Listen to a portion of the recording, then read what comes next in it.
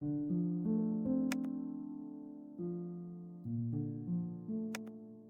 balado sur le sommeil, saison Le Foyer, est un balado en co-création avec Mégaphone, l'Auberge du Cœur Le Foyer, le Centre d'études avancées sur la médecine du sommeil et le CIUS du Nord de l'île de Montréal. La musique de ce balado est signée Chibi Mode. Merci beaucoup, Kazuhira, pour ta musique. Le Foyer offre des logements à un coût modique aux jeunes à risque d'itinérance. L'organisme offre un espace sécuritaire ouvert à toutes et tous et exempt de jugement. Chaque jeune possède son parcours et les intervenants et intervenantes sont là pour les accompagner dans leur démarche, aussi variée soit-elle. C'est avec bonheur que Mégaphone va à la rencontre des jeunes du foyer. Ensemble, on réfléchit à la question scientifique, aux croyances, au savoir expérientiel. Bonjour, ici c'est Sophie. Et Anne-Marie. Vous écoutez le balado Le Sommeil, saison Le Foyer, épisode « J'interviewe une scientifique ». Bonjour, je m'appelle Kaz. Je m'appelle Xavier. Bonjour, je m'appelle Emmanuela. Bonsoir, mon nom c'est Jess. Je suis ici pour faire une entrevue avec Julie. En fait, est-ce que tu aimerais te présenter par toi-même? Tout à fait. Donc, mon nom est Julie Carrier. Je suis professeure à l'Université de Montréal, puis je fais de la recherche sur le sommeil. Première question, que recommandes-tu à des étudiants pour bien dormir? Le premier conseil que je donne à mes étudiants, c'est essayer de prioriser le sommeil. Donc, trouver que le sommeil, c'est important dans leur vie. C'est la première chose. Ceux qui ne dorment pas bien, bien, on peut donner d'autres trucs pour essayer de bien dormir. Mais souvent, quand on ne dort pas bien, quand on est jeune, quand on est étudiant ou jeune travailleur, c'est souvent associé au stress ou à l'anxiété. Souvent, on a de la difficulté à dormir parce qu'on est anxieux. Moi, je dis toujours, on ne peut pas dormir devant un lion. Tu sais, c'est normal. Tu as des soucis, tu es inquiet, tu te demandes ce qui va se passer demain. Mais le sommeil est très, très fragile à ça. La première chose à faire, c'est qu'il faudrait essayer de se calmer le pompon. Puis si on savait tous comment le faire pour se calmer le pompon, bien, on serait plus calme. Ce n'est pas une chose qu'on apprend du jour au lendemain. Là. Quelle est ta technique pour bien dormir? En même temps, si tu as une routine, si tu fais des siestes ou des pilules? Moi, j'adore dormir. C'est peut-être ça aussi qui a fait en sorte que ça m'a intéressée, là, de savoir pourquoi j'avais besoin de dormir autant. Mais comme tout le monde, des fois, j'ai de la difficulté à dormir aussi. Tu peux pas arriver d'une vie complètement olé, puis dire, OK, là, ton cerveau, tout d'un coup, bang, il se ferme, puis il s'en va d'un bras de Morphée. J'ai adopté une routine avant de me coucher qui est bien niaiseuse, là. Tu sais, je fais toujours la même chose. Mais il faut vraiment que je me donne un bon 20 minutes où là, je relaxe. Moi, ce qui me relaxe, là, c'est de jouer. C'est de jouer sur ma tablette, mais je ne mets pas beaucoup de lumière là, parce que de la lumière, ça peut stimuler. Là. Puis, je joue au Scrabble. C'est juste assez intéressant pour que ça m'empêche de penser à ce qui m'énerve ou ce qui me rend stressée ou anxieuse. Mais juste assez plate pour pas trop me stimuler. C'est qu'à un moment donné, je m'endors dessus. C'est pas le temps de dormir, là. On fait juste commencer. Il y a bien d'autres trucs pour dormir, à chacun de découvrir les siens. On poursuit avec les questions d'Emmanuela. Quel serait ton conseil de sommeil pour ces gens qui ont beaucoup à étudier? Parce qu'il y a des gens qui ont beaucoup plus besoin de temps d'étudier que d'autres. Des fois, c'est pas possible de dormir. Il n'y a pas de recette miracle. C'est toujours le plus que tu peux, le mieux. C'est que moi, je dis toujours, essayez de prioriser tous les moments possibles où vous savez que vous pouvez dormir bien. Donc, il faut apprendre à se connaître. T'sais, on est le spécialiste de nos besoins aussi. Souvent, on le sait quand on manque de sommeil. Puis souvent, on le sait aussi comment on peut organiser son horaire pour essayer d'avoir le plus de sommeil possible.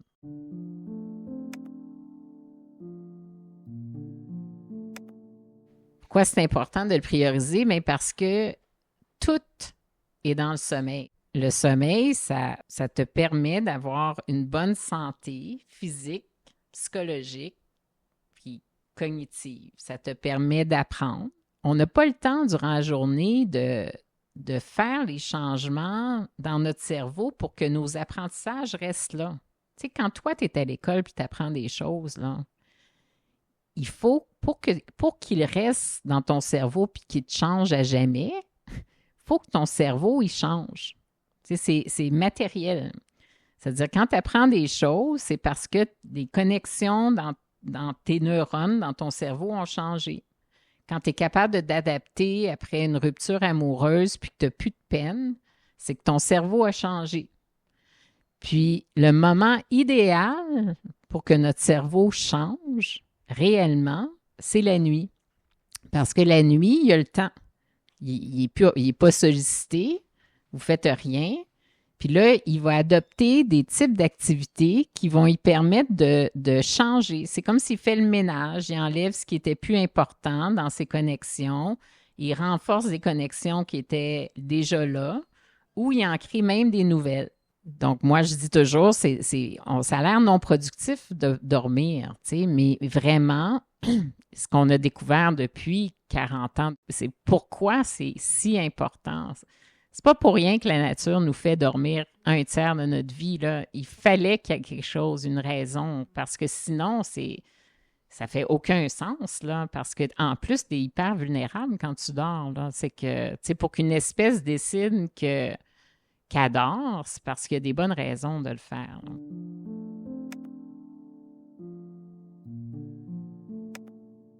C'est vrai que si on dort un tiers de notre vie, notre temps d'éveil est d'autant plus précieux.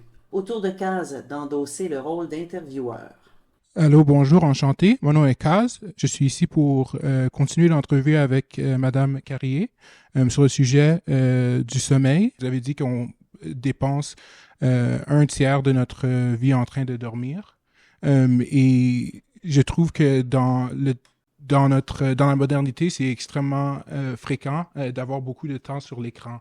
Dépenser presque la moitié de la journée, ou si tu travailles sur un écran ou sur ordinateur ou sur un téléphone, de dépenser même encore plus que ça. Alors, c'est quoi votre opinion sur l'effet de l'écran et de l'utilisation d'un écran électronique, soit pour les jeux ou pour autres raisons, sur le sommeil? C'est une très, très bonne question. Plein d'études ont montré que plus les gens utilisent les écrans, surtout le soir, plus il y a de la difficulté à s'endormir, puis moins le temps dormi est long. Puis dans les raisons, bien, souvent quand on utilise les appareils, c'est pour faire des choses qu'on juge intéressantes, hein, qui nous fascinent, qui nous intéressent. Quand on scrolle même sur TikTok ou sur Instagram ou je sais pas c'est quoi les nouveaux, là, souvent on peut rester même hypnotisé un peu, ça vient nous chercher, puis on reste réveillé. Donc, tout ce qui est choses qui nous stimulent trop, les jeux vidéo, par exemple, c'est sûr que si on est en train de chasser ou de tuer des monstres, puis qu'on n'a pas trouvé la solution sur comment en tuer plus, puis qu'on est en groupe, etc., on devient extrêmement énervé là, ou activé. L'autre raison, c'est la lumière. Elle a deux effets physiologiques importants. Un, elle stimule. C'est comme prendre un café. Puis la lumière qui stimule le plus, en fait, c'est la lumière bleue. Puis vos écrans, il y a beaucoup de bleu. Puis c'est la lumière qui va stimuler le plus le cerveau. Puis Julie a parlé de la lumière des écrans le soir qui influence l'horloge biologique comme on en a déjà parlé dans les balados précédents. Elle conclut ce segment avec un autre effet néfaste quand on dort avec nos écrans. Puis le dernier effet qu'il y a des écrans, c'est pas juste les écrans, c'est le fait que les gens laissent souvent leurs notifications ouvertes durant le sommeil. Puis là, ce que ça fait, c'est que ton cerveau, il est constamment sollicité parce que quand tu dors, ton cerveau n'est pas complètement fermé à ton environnement, là. Quand tu dors, heureusement d'ailleurs, là, si quelqu'un appelle à l'aide ou si tu es une maman puis ton bébé pleure ou si tu sens la fumée, tu vas te réveiller. C'est comme si à chaque fois qu'il y en a une qui rentre, tu peux peut-être pas l'avoir entendu, mais ton cerveau, lui, il l'entend. Puis il fait le guet sur ces choses-là, puis ça empêche d'avoir un sommeil de bonne qualité. Alors, je voudrais continuer la question, pas juste nécessairement sur l'effet de l'écran, sur le sommeil, mais l'effet de la nutrition biologique sur notre corps, comme l'effet d'avoir du fer dans le corps ou de ne pas en avoir assez, l'effet du sucre, l'effet des différents éléments nutritifs. Est-ce que vous pouvez répondre à la façon que ça a effet sur notre sommeil?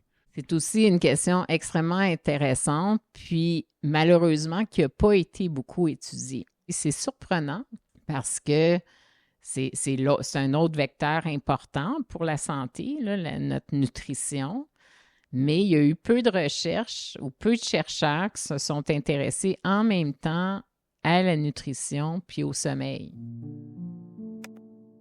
La dernière question, ce serait sur l'impact du lieu où on dort sur notre sommeil et notre santé.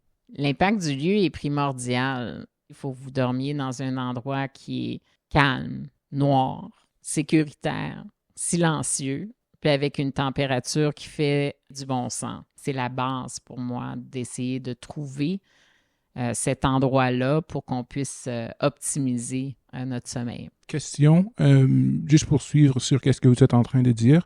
Vous avez parlé à propos des effets ou des aspects de santé psychologique sur la capacité d'atteindre du sommeil. Quelle est l'idée, la situation ou la mentalité idéale pour avoir du bon sommeil psychologiquement? Mais c'est intéressant parce que ça touche un peu la santé mentale aussi. Notre état d'esprit, notre santé mentale affecte aussi la qualité du sommeil. Donc, le pire ennemi, c'est probablement l'anxiété puis le stress. La dépression a des impacts aussi.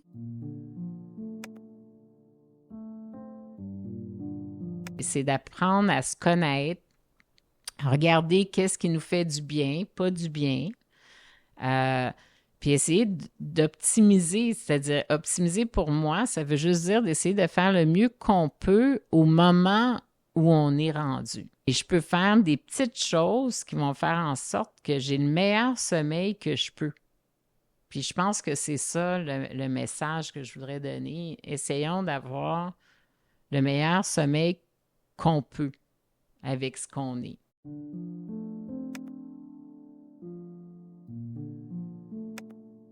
Les interventions nous amènent à parler du travail de nuit, une question qui préoccupe Xavier, intervenant de soir, et Emmanuela, qui a travaillé de nuit. J'ai essayé de travailler de nuit et je voyais que c'était très difficile. Mais il y a d'autres personnes qui m'ont expliqué que si on travaille de nuit et on dort le matin, ça remplace, d'autant que c'est 8 heures, c'est 8 heures. Pourtant, moi, j'ai l'impression que il y a une différence entre dormir la nuit et dormir le matin, dormir vraiment dans les heures. Donc, est-ce qu'il y a vraiment une différence quand tu dors la nuit pour de vrai ou tu peux les remplacer le matin? Est-ce que c'est remplaçable? C'est tellement une bonne question, puis c'est une question qui m'intéresse particulièrement maintenant parce que je fais de la recherche là-dessus aussi, mais la réponse, c'est non. C'est-à-dire que, tu sais, votre horloge biologique, donc, tu as raison de dire aux gens que c'est pas pareil de dormir le jour que de dormir la nuit à cause de notre horloge biologique. Ton horloge biologique, c'est une petite structure dans le cerveau qui prépare tout votre corps puis votre cerveau à dormir la nuit puis à être actif durant le jour. C'est que souvent, les gens qui travaillent de nuit vont dormir beaucoup moins, ils vont avoir des gros problèmes de sommeil, de l'insomnie, la difficulté à avoir un nombre d'heures suffisant de sommeil. Donc, on peut s'adapter un peu. Il y en a qui s'adaptent mieux que d'autres. Mais en général, on est des animaux diurnes. Donc, ça veut dire qu'on n'est pas une chouette là, ou une chauve-souris. On est fait pour être réveillé durant le jour puis de dormir la nuit. Puis que malgré le fait que certains s'adaptent à ça, c'est quand même un stress. À ce moment-ci de l'atelier, Jess et Kaz devaient malheureusement partir. On s'est retrouvés en tout petit groupe avec Emmanuela, Xavier, Julie bien entendu et nous deux. Eh bien, bonsoir. Je m'appelle Jess. Aujourd'hui, malheureusement, je n'ai pas pu rester plus tôt. J'ai été le premier à passer. Et bon, si je me compare à Kaz a beaucoup plus d'expérience et c'était beau, en fait, son entrevue. Je me rends compte que je suis prêt à apprendre de lui. Parce que c'est la manière dont il formule ses phrases est respectueux. Je crois que je pourrais en apprendre davantage sur comment les autres jeunes, les autres résidents communiquent et comment eux autres formulent comment eux posent leurs questions. Bon, je suis peut-être moins upbeat aujourd'hui, mais la fatigue aussi. Sur ce, je vous laisse là-dessus. Bonne soirée. Bonjour, enchanté. Mon nom est Kaz. J'ai eu l'opportunité d'apprendre plusieurs différentes choses durant cet atelier avec elle. J'ai appris l'effet que l'écran a sur la santé physique du dormeur, ainsi que l'effet que la nutrition et que le cycle de lumière a sur le corps et sur le dormeur. Je suis content que j'ai eu l'opportunité de contribuer ma voix et moi-même à ce projet-ci aujourd'hui et j'espère retenir qu'est-ce que j'ai appris du rechercheur et aussi de des autres membres de l'équipe.